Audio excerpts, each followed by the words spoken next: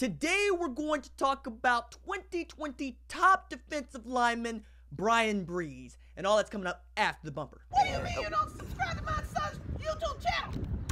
Mama, no! Just snap the damn ball, RJ. What's up, kinfolk? It's RJ Young. I am not on a step mill. Consider hitting the like and subscribe button because I upload a video every single day.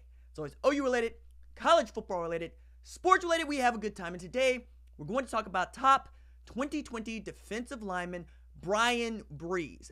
Bryan is a guy that I got to see at the opening final along with a number of really great 2020 prospects at this 2019 event.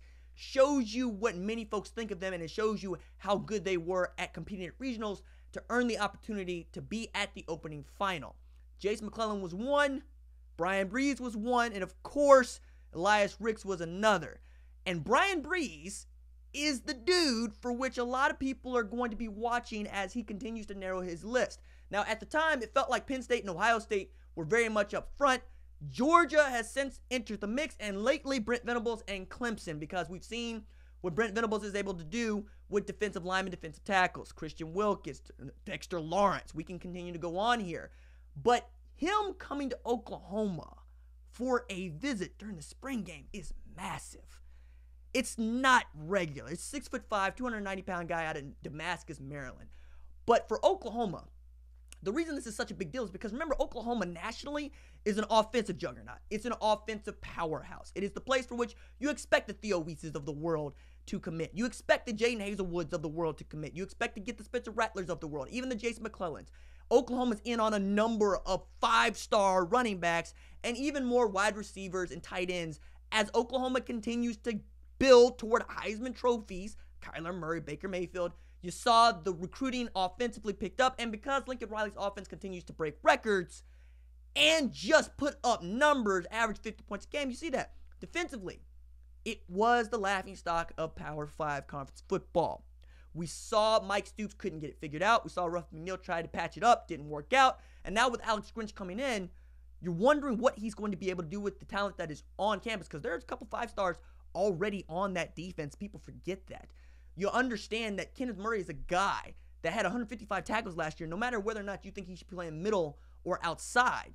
You remember Deshaun White is there, and you could see Ronnie Perkins is developing and could develop into the kind of guy that we're talking about going on the first day of the NFL draft when he is eligible.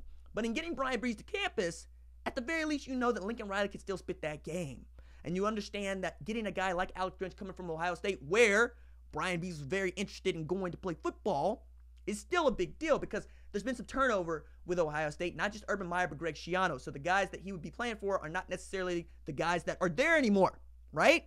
Alex Grinch, maybe he has a relationship with him that can continue to get built.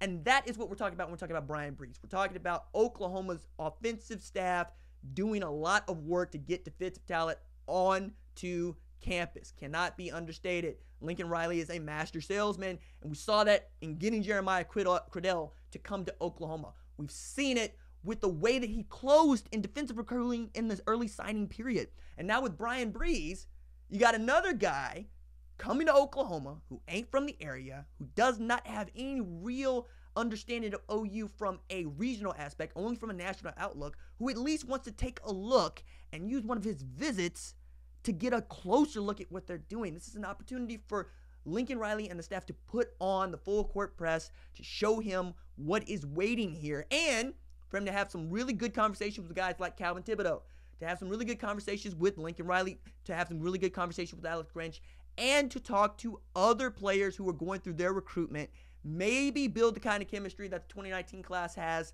in getting all these guys to come together. Now, nobody's saying that you're going to have the number of commitments that you had. You had 7 commitments last spring.